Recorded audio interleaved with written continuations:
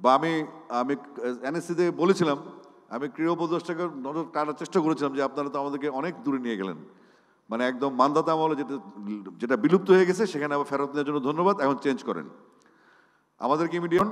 আমাদের ছেলেরা, আমার কুমিল্লার কোচ আছে এখানে জেমস, তার সাথে আমার নিয়মিত কথা হয়। ফুটবলারদের জন্য খেলা যাচ্ছে না, কিন্তু আমি শুধু জানতে চাই এই যে ম্যাটে লিগ হচ্ছে আমাদের কুমিল্লায়, এটা আমাদেরকে কি 30 বছর পিছিয়ে দিল না? তো আমার আবার একটা সমস্যা আছে, আমি আবার অত ভদ্র না, যেহেতু আমি রিটায়ার্ড ক্রিকেটার অনেক আগে, সুযোগ পাইনি ওইভাবে খেলার, নিজেকে ফোকাস করার। তো যদি ফুটবল মারপিট করে আমার হিসাবে আমিও মারপিট করবো, নো প্রবলেম। যে যেমন তার সাথে করতে হবে। আমরা তো চান্দা চাইতেছি না, কিডনি চাচ্ছি না, কারো হার্ট চাচ্ছি না, চোখ চাচ্ছি না, আমরা চাচ্ছি খেলার অধিকার। আমাদের যে বসতে হবে, আশা করবো আমাদের বোর্ড প্রেসিডেন্টের কাছ থেকে সুনির্দিষ্ট একটা ইনফরমেশন আমরা পাবো, কারণ এখানে যারা কাউন্সিলর আছেন, জেলা ক্রীড়া, সবচেয়ে বিপদে আছেন জেলা ক্রীড়া অফিসাররা। ওনারা সরকারি চাকরি করেন, ওদের কাজ হচ্ছে খেলাধুলো করা, কোনো গন্ডগোল থামানো তাদের কাজ না। ওনারা বিব্রত আছেন, এবং যেহেতু কোনো কমিটি নেই, অ্যাডো কমিটির উপর চলছে, সেই কমিটিগুলোতে সবাই নিজেকে দুর্বল মনে করে। আর যেহেতু ক্রিকেট সাথে সংশ্লিষ্ট মানুষজন একটু ভদ্র হবে, স্বাভাবিকভাবে আভিজাত্যের ইস্যু আছে এখানে। আজকে যেহেতু আমার আলোচনার টপিকস কালকে, আমি ওটা নিয়ে পুরো প্রিপারেশনে আছি, এবং আজকে ওয়ার্ম আপ। কিন্তু ফান্ডামেন্টাল সমস্যা হচ্ছে আমাদের এই ফুটবলারদের সাথে আমাদের একটা নেগোসিয়েশন করতে হবে। যদি না হয়, আমরা জানতে হবে যে আমরা ক্রিকেটটা কয় মাঠে গড়াবো। আজকে 12 তারিখ কুমিল্লা লিগ শুরু হবে, এমন বহু ডিস্ট্রিক্ট আছে যাদের উইকেট নেই, এত কষ্ট করে একটা উইকেট বানায়, এই উইকেটের ফুটবলার ইচ্ছা করে ওখানে প্র্যাকটিস করে ইন্টেনশনালি। এবং আমি আমার মাথায় ঢুকে না যে 12 তারিখ থেকে ক্রিকেট লিগ, 24 তারিখ কুমিল্লা আবানি মহামেডানে খেলা। তা আবানি মহামেডান কি, এটা তো বাংলাদেশের লিডিং ক্লাব, তাদেরকে এই কমন সেন্সটা নাই যে এখানে জিততে গেছে। আমার ডিস্ট্রিক্টে 6 বছর ধরে লিগ হয় না, এই নোয়াখালীর বললেন যে 12 বছর লিগ হয় না। উইন্টার সিজনে আপনারা একটা বাচ্চা সারা বছর প্র্যাকটিস করে 3টা ম্যাচ খেলতে পারে না, যদি 12 ম্যান হয় তার জীবন শেষ, ওর সুযোগই নেই।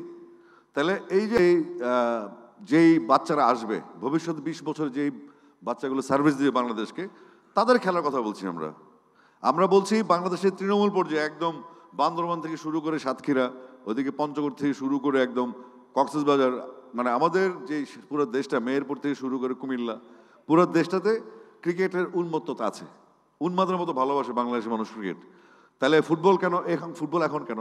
আমরা একটা ইয়ার ক্যালেন্ডার চাই, আমরা ইয়ার ক্যালেন্ডার চাই এনএসসির কাছে। এবং ফুটবল কতদিন হবে, কতদিন ক্রিকেট হবে, কতদিন হকি হবে, অ্যাথলেটিক্স হবে, ইনডোর গেমসগুলো হবে, সেটা সুনির্দিষ্ট নীতিমালা প্রণয়ন করা সময় চলে এসছে। যদি আমরা না করতে পারি, আমরা যতই চেষ্টা করি, বুলবুল ভাই যতই চেষ্টা করেন, আমরা যতই দৌড়াদৌড়ি করি, কোনো ফলাফল আসবে না। কেন? কারণ মাঠ পাবো না আমরা। এমনিতে মাঠের সংকট, একটা মাঠে বিভিন্ন পদের খেলা হয়, মাঠেরও তো একটা টেম্পারমেন্ট আছে, মাঠেরও মেজাজ আছে, মাঠেরও টেম্পারমেন্ট থাকে যে মাঠটা কতটুকু সার্ভিস দিবে। তো আমি অনুরোধ করবো, আপনি আমাদের ক্রিকেটটা হবে সারা বাংলাদেশে, এত বড় আয়োজন, এত বাজেট, এত বড় বোর্ড, এত ফোকাস, সারা পৃথিবীতে ক্রিকেট দিয়ে মানুষ বাংলাদেশকে চেনে স্পোর্টসের দিক থেকে। তো আমরা চাইবো ইমিডিয়েট আমাদেরকে ক্লিয়ার করতে হবে ফুটবল কতদিন চলবে, ক্রিকেট কতদিন, কবে থেকে মাঠ পাবো, তারপর আমরা উইকেট তৈরি করব। আমরা ম্যাটে খেলতে চাচ্ছি না, ম্যাটে খেলার মতো বয়স, সময় এবং এই যুগ পার হয়ে গেছে 90 সালের আগে। এটা একটা জাদুঘরে রাখার জিনিস ম্যাট, কিন্তু আমরা আবার জাদুঘর থেকে নিয়ে আসছি না, এটা খুব দুঃখজনক। সবাইকে ধন্যবাদ, আপনারা যারা দূর দূরান্ত থেকে এসছেন সবাইকে স্বাগতম। আবার যে ডিস্ট্রিক্ট কাউন্সিলর আছেন, কাউন্সিলরদেরকে ধন্যবাদ, কারণ তাদের সাথে অনেক কাজ। আপনারা আপনাদের সমস্যা নিয়ে বসে থাকেন, সমাধানের বার্তা নিয়ে আমি ঢাকা থেকে যাবো আপনাদের কাছে। সবাই ভালো থাকবেন, থ্যাংক ইউ, আসসালামু আলাইকুম। সব ধরনের খেলার খবর পেতে সাবস্ক্রাইব করুন, সঙ্গে থাকুন খেলার পাতার।